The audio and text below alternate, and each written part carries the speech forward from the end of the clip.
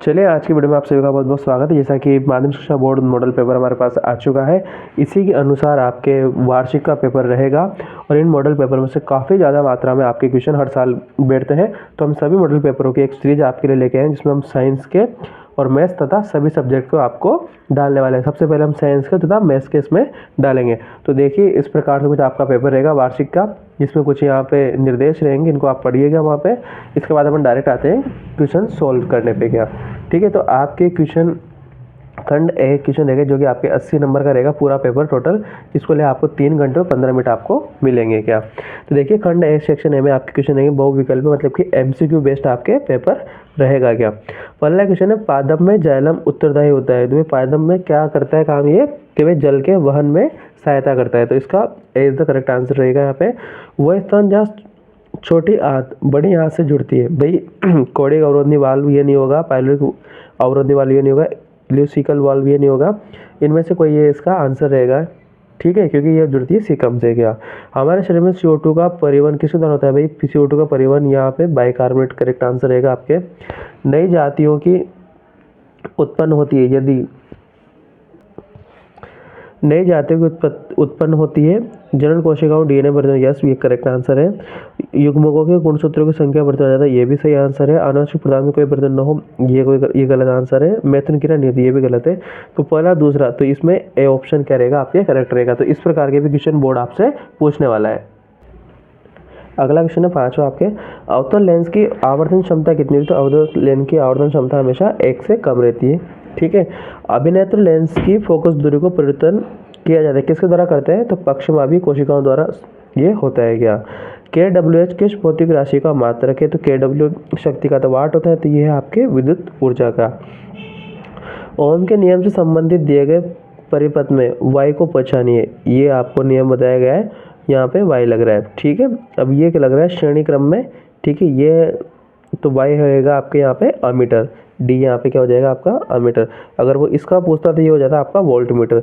Cell है आपकी ये, कुंजी आपकी है ये। ठीक है, तो ये क्या हो जाएगा आपका अमीटर हो जाएगा। क्या दानेदार जिंक के टुकड़े पर तनो HCl डालने पर कौन सी गैस उत्पन्न होती है, भाई ये होगी Zn प्लस HCl। तो क्या बन जाएगा ZnCl2 बन जाएगा। ठीक है, प्लस यहाँ से क्या बाहर निकलेगी हाइड्रोजन गैस। तो हाइड्रोजन गैस आपकी क्या हो जाएगा करेक्ट आंसर हो जाएगा। क्या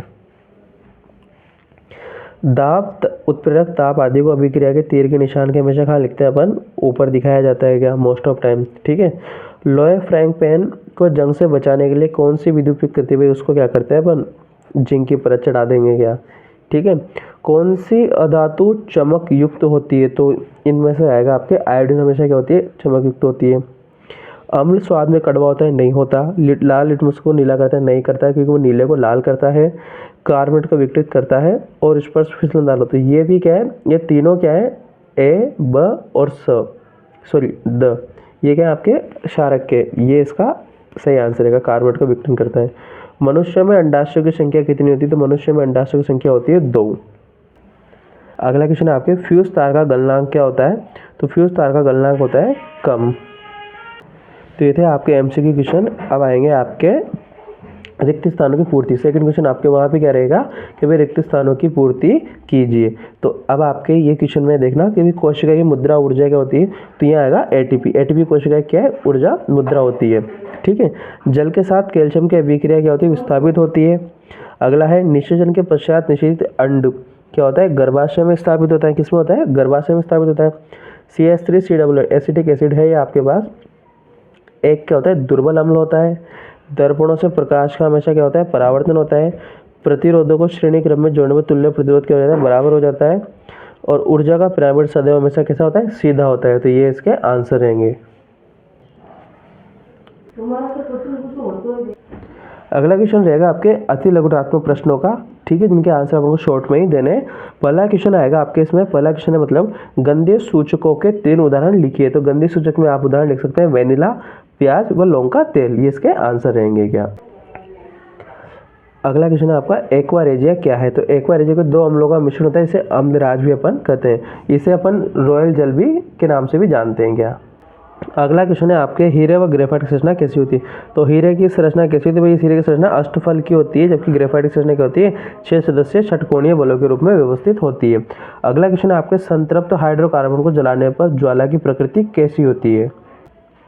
तो इसमें आपको लिखना है भी संतृप्त हाइड्रोकार्बन जलाने पर क्या है, वो नीली ज्वाला के साथ जलते हैं क्या। प्रोजेस्टेरोन हार्मोन का कार्य क्या है।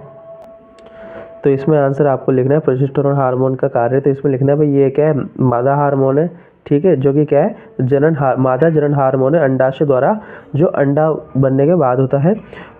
प्रोजेस्टेरोन गर्भाशय की परत को क्या करता है, मोटा करता है, ताकि फिर उसमें क्या हो सके, अंडा निषेचित हो सके, ठीक है। प्रोजेस्टेरोन गर्भावस्था के दौरान क्या करता है, भ्रूण को पोषण देने की जिम्मेदारी भी क्या होती है, इसी की होती है। अगला क्वेश्चन आपके अपराय क्या है। अपराय प्लेसेंटा क्या होती है कि भाई ये क्या है, मादा तथा शिशु के बीच की योजक कड़ी होती है, जिसके द्वारा क्या होता है, वो भोज्य पदार्थों का आदान प्रदान करते हैं, उसे पोषण प्रदान भी करते हैं। अगला क्वेश्चन है आपके विद्युत द्वारा बनाए गए चुंबक को क्या कहते हैं। तो विद्युत द्वारा बनाए गए चुंबक को विद्युत चुंबक कहते हैं, को क्या कहते हैं, विद्युत चुंबक कहते हैं।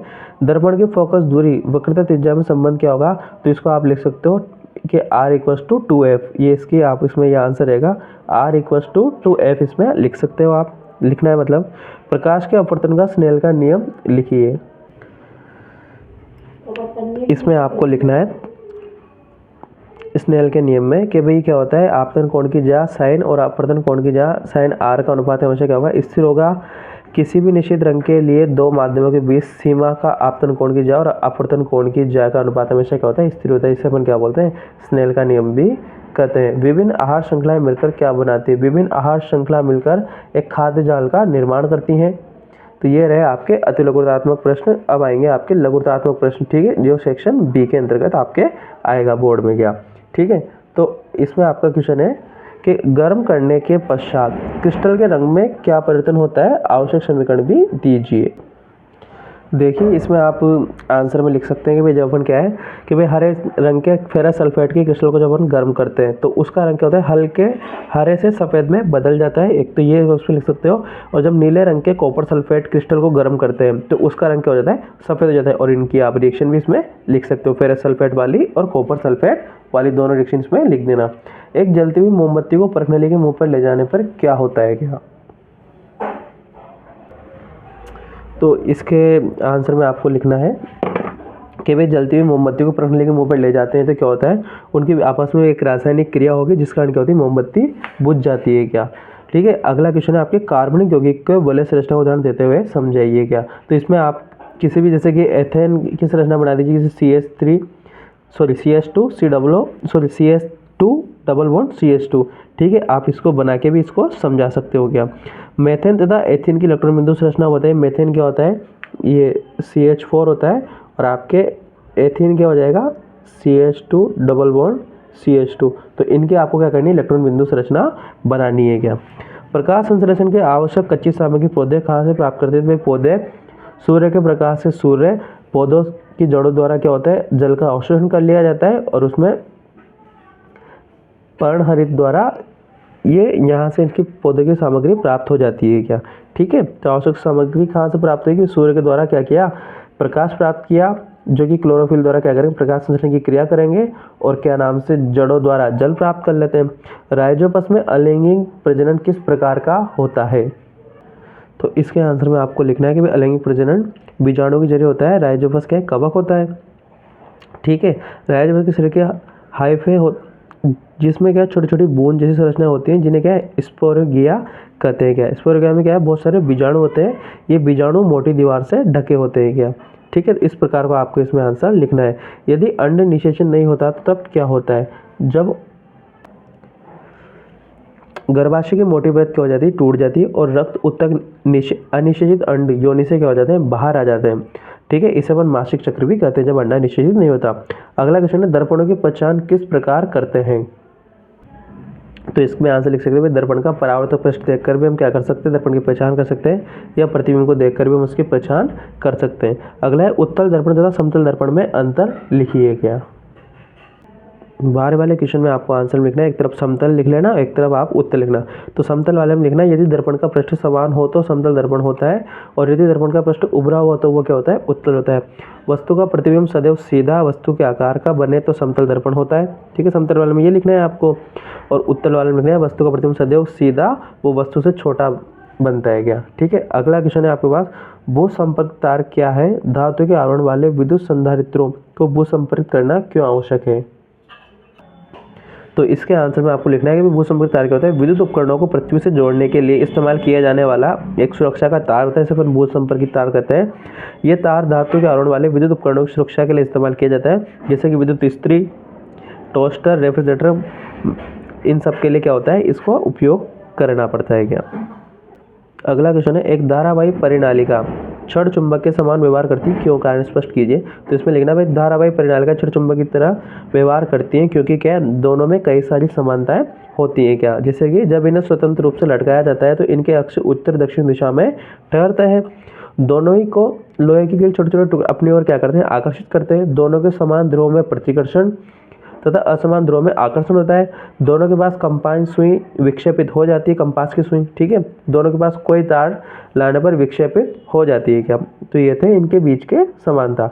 अगला है, ऊर्जा के संबंध में कौन सी आहार श्रृंखला लाभप्रद होती है क्या। तो इसके आंसर में आपको लिख कि उत्पादक स्तर पर आहार श्रृंखला सबसे अधिक ऊर्जा उपलब्ध होती है। हम जितना उत्पादक स्तर पौधे के नज़दीक होंगे उतनी ऊर्जा अधिक प्राप्त होगी, इसलिए ऊर्जा के संदर्भ में विचरण आहार श्रृंखला तीन श्रृंखलाएं संपादित होती है। द्वितीय श्रृंखला उत्पादक तथा मानव की होती है। तृतीय चरण या आहार श्रृंखला क्या होती है, उत्पादन बकरी तथा मानव का होता है। इस प्रकार से आप इसका आंसर लिख सकते हो गया। अब आपके सेक्शन सी यहाँ से सही स्टार्ट हो जाता है। देखिए, सिल्वर के शोधन में सिल्वर नाइट्रेट विलयन में सिल्वर प्राप्त करने के लिए कॉपर धातु द्वारा विस्थापित किया जाता है, इस प्रकार की अभिघटना। तो यहाँ पे अपने पास क्या दे रखा है, सिल्वर नाइट्रेट मतलब कि AgNO3 दे रखा है, प्राप्त करने के लिए कॉपर धातु के द्वारा विस्थापन किया जाता है। भाई AgNO3 प्लस Cu, तो क्या बन जाएगा वो Cu, यहाँ से फिर क्या बाहर निकलेगा आपका Ag, यहाँ पे अलग हो जाएगा। तो इस प्रकार की अभिक्रिया हो जाएगी। फिर आपको देखा अगला क्वेश्चन अथवा करें, वियोजन अभिक्रिया किसे कहते हैं, कैल्शियम कार्बोनेट के उष्म वियोजन की रासायनिक अभिक्रिया लिखिए। तो वियोजन अभिक्रिया क्या होता है कि एक उच्च अणुभार वाले तत्व दो या दो से अधिक निम्न अणु वाले तत्वों में टूट जाए तो उसे क्या बोलते हैं, अपन वियोजन अभिक्रिया कहते हैं। भाई इसमें एकल अभिकारक टूटकर दो या दो से अधिक छोटे छोटे अभी उत्पादों में चेंज हो जाता है। कैल्शियम कार्बोनेट CaCO3 की जब हम उसमें अपघटन करवाते हैं तो यहाँ से आपके calcium oxide CaO plus CO2 gas यहाँ से बाहर निकल जाती है। पादप वृद्धि हार्मोन ऑक्सीजन की क्या भूमिका है, शीर्ष प्रमुखता से आप क्या समझते हैं। एक तो ये क्वेश्चन है, एक आपको देखा है वृद्धि गति तथा स्फीत गति में अंतर लिखिए क्या। तो इसमें आप फर्स्ट वाले में आंसर लिख सकते हैं, पादप में ऑक्सीजन की क्या भूमिका होती है। तो ये क्या है, एक वृद्धि हार्मोन के रूप में कार्य करता है जो कोशिकाओं को बढ़ाने में मदद करता है। ऑक्सीजन कोशिका विभाजन, विस्तार और विखंडन को भी क्या करता है, प्रेरित करता है। ऑक्सीजन पौधों की लंबाई को नियंत्रित करता है। ऑक्सीजन पौधों की नोक और प्रकाश को बढ़ाने पदार्थ को उत्पन्न करता है। ठीक है, इस प्रकार से आप इसमें लिख सकते हैं। अगला है आपके इसमें शीर्ष प्रमुखता से आप क्या समझते हैं। तो इसमें लिखना है आपको शीर्ष प्रमुखता से आप क्या समझते हैं कि जब शीर्षस्थ कलिकाएं मौजूद होती हैं तो पार्श्व या कक्षस्थ कलिकाओं की वृद्धि की वजह से पूरी तरह से आंशिक रूप से रुक जाती है। इस स्थिति में शीर्ष कलिकाओं में ऑक्सीजन हार्मोन बनता है जो नीचे की ओर जाता है और पार्श्व कलिकाओं की वृद्धि को क्या कर देगा, रोक देगा। तो इस प्रकार का आंसर इसमें आपको लिखना है क्या। ठीक है, अगला क्वेश्चन है आपके 18वां, मेंडल के प्रयोग द्वारा कैसे पता चलता है कि लक्षण प्रभावी है या अप्रभावी। तो मेंडल के प्रथम नियम के अकॉर्डिंग क्या होता है, प्रभाविता के नियम के अनुसार कि वह लक्षण जो F1 पीढ़ी में अपने प्रभाव को प्रकट करता है प्रभावी लक्षण कहलाता है, तथा जो अपने प्रभाव को F1 पीढ़ी में प्रदर्शित नहीं करता वो अप्रभावी लक्षण कहलाता है क्या। विभिन्नताएं के उत्पन्न होने के किस स्पीशीज का अस्तित्व किस प्रकार बढ़ जाता है। विभिन्नताओं के उत्पन्न होने से किसी स्पीशीज का अस्तित्व किस प्रकार बढ़ जाता है, क्योंकि क्या है वो वातावरण के अनुकूल रहने में क्या होती है, उनको सहायता मिलती है। और जितनी ज़्यादा विभिन्नताएं बढ़ेंगी तो वो क्या है, पर्यावरण के प्रति उतना अनुकूलित रहेंगी क्या। अगला क्वेश्चन आपके 19 नंबर का, किसी परावर्तक पृष्ठ पर आपतित तीरक किरण के परावर्तन किरण आरेख को द्वारा दर्शाई। तो आप कुछ नहीं करना, इस प्रकार का डायग्राम आपको यहाँ पे बनाना था क्या। ठीक है, परावर्तन वाला, तो ये तीरक किरण होगी आपकी। प्रकाश के परावर्तन के लिए नियम दीजिए। प्रकाश के परावर्तन के अनुसार आपतित किरण तथा परावर्तित किरण व अभिलंब तीनों क्या होते हैं, एक ही बिंदु पर होते हैं। तथा दूसरा पॉइंट इसमें लिखना है भाई, आपतन कोण तथा परावर्तन कोण दोनों आपस में क्या होते हैं, बराबर होते हैं। तो ये आपको लिखने है क्या। अगला इसमें अथवा करके दृष्टि दोष कितने प्रकार के होते हैं, यदि एक दृष्टि दोष का कारण एवं निवारण दीजिए, आवश्यक किरण आरेख चित्र भी बनाइए। तो दृष्टि दोष क्या होते हैं भाई, मानव के नेत्र में होने वाले दोष को अपन क्या बोलेंगे, दृष्टि दोष बोलेंगे, ठीक है। या फिर फोकस किरण का, या अपने वो निकट बिंदु तथा दूर बिंदु के में थोड़ा परिवर्तन होने से जो दोष उत्पन्न होता है उसे अपन दृष्टि दोष बोलेंगे। एक दृष्टि दोष जैसे कि आप निकट दृष्टि दोष ले लीजिए, उसमें क्या लिखना है आपको कि ऐसा दृष्टि दोष जिसमें निकट रखी वस्तु तो अपन को क्या है, सुस्पष्ट दिखाई देती है, परंतु दूर रखी वस्तु दिखाई नहीं देती है सुस्पष्ट, उसको अपन निकट दृष्टि दोष बोलेंगे, ठीक है। अगर आप दीर्घ दृष्टि दोष लेना चाहते हो कि दूर की वस्तु तो हमें क्या है, सुस्पष्ट दिखाई देती है परंतु पास की वस्तुएं दिखाई नहीं देंगी, तो ये आपको लिखना है, इसका डायग्राम भी आपको बनाना है। तो ये आपका सेक्शन सी कंप्लीट होता है। अब आएगा आपका खंड द। उस समय आप क्या परीक्षण करते हैं, जब आप एसिटिक अम्ल की कुछ बिंदु उस प्रश्न में मिलाते हैं जब इसमें फिनॉल फ्लेथिलीन, आसुत जल, सार्वत्रिक सूचक, सोडियम हाइड्रोजन कार्बोनेट का चूर्ण। एक तो क्वेश्चन ये है, और अथवा करके दे रखा है, किसी अम्ल और किसी क्षार के बीच प्रमुख अंतर दीजिए। तो आप ये वाला क्वेश्चन प्रेफर कीजिए। इसमें क्या लिखोगे भाई, अम्ल क्या होता है, अच्छा इसके बाद भी क्वेश्चन है क्या, किसी उदाहरणों की सहायता से पद, अच्छा ये एक क्वेश्चन है, एक अलग है। उदासीनीकरण व्याख्या कीजिए अम्लीय, क्षारीय और उदासीन लवणों का। तो इसमें आप लिखना फलने वाले में कि अम्ल स्वाद में क्या होते हैं, खट्टे होते हैं। इधर लिखना है ये क्या होते हैं, कड़वे होते हैं। इनके लाल लिटमस पत्र को, सॉरी ये नीले लिटमस पत्र को क्या कर देंगे, लाल कर देंगे, और ये लाल लिटमस पत्र को नीला कर देते हैं। इनकी पीएच का मान 0 से 7 के मध्य होता है, जबकि इनकी पीएच का मान क्या होता है, 7 से 14 के मध्य होता है क्या, ठीक है। ये अपने जल एलिमेंट में H+ आयन देते हैं, जबकि ये अपने जल एलिमेंट में क्या करते हैं, OH- आयन देते हैं। तो इस प्रकार का आंसर आपको इसमें लिखना है। अगला क्वेश्चन है, फुफ्फुस में कुपिकाओं तथा वृक्क में वृक्काणु नेफ्रॉन की संरचना क्रियाविधि की तुलना कीजिए। फुफ्फुस में कुपिकाओं तथा वृक्क में वृक्काणु, जिस प्रकार से वृक्क में सबसे महत्वपूर्ण इकाई इसके नेफ्रॉन होती है सबसे छोटी वाली, उसी प्रकार फुफ्फुस में फेफड़ों में क्या होती है, कुपिका इसकी लास्ट वाली इकाई होती है। यहीं से क्या होता है, इसमें O2 CO2 फेफड़ों के अंदर लाइव व छोड़ी जाती है। इसी प्रकार यहाँ पे फिल्ट्रेशन का काम भी इन वृक्काणु में ही होता है। तो इन दोनों के बारे में आपको इसमें बताना था। वायवीय और अवायवीय शोषण में क्या अंतर है। वायवीय शोषण क्या होता है, ये क्या है, वायु की उपस्थिति, मतलब कि ऑक्सीजन की उपस्थिति में होता है। ये ऑक्सीजन की उपस्थिति में नहीं होता। ये वायवीय जीवों में होता है, ये अवायवीय जीवों में होता है। इस प्रकार के आंसर इसमें लिखने थे। अगला क्वेश्चन है आपका, विद्युत धारा के ऊष्मीय प्रभाव को समझाइए, इसके आधार पर कोई 3 उपयोग दीजिए। विद्युत धारा के ऊष्मीय प्रभाव को समझाइए, इसके आधार पर कोई 3 उपयोग दीजिए। लास्ट क्वेश्चन है आपका। तो इसमें आपको लिखना है कि भाई किसी प्रतिरोध युक्त चालक में विद्युत धारा प्रवाहित होने पर विद्युत ऊर्जा का तापीय ऊर्जा में क्या होता है, रूपांतरित हो जाता है। इसे अपन क्या बोलते हैं, विद्युत धारा का ऊष्मीय प्रभाव कहते हैं क्या। इसके आधार पर कोई 3 उपयोग, भाई ये क्या करता है, जैसे कि हमारी इलेक्ट्रिक प्रेस होती है, ठीक है, तो उसमें ये काम आती है, विद्युत टोस्टर वगैरह में ये काम आती है। तो ये आंसर इसमें अपन लिख सकते हैं। इसी के साथ ये आपका मॉडल पेपर जो है वो समाप्त होता है, ठीक है। यहाँ से आपके बहुत सारे क्वेश्चन बनेंगे इसमें। चैनल को लाइक शेयर सब्सक्राइब करते रहिए, और इस चैनल को आपका प्यार हमेशा बना रहेगा, ठीक है। इसी सीरीज में हम सभी सब्जेक्ट की सीरीज आपको डाल देंगे मॉडल पेपर की, ताकि क्या आप एग्ज़ाम में काफ़ी ज़्यादा मात्रा में हेल्प हो सकेगा।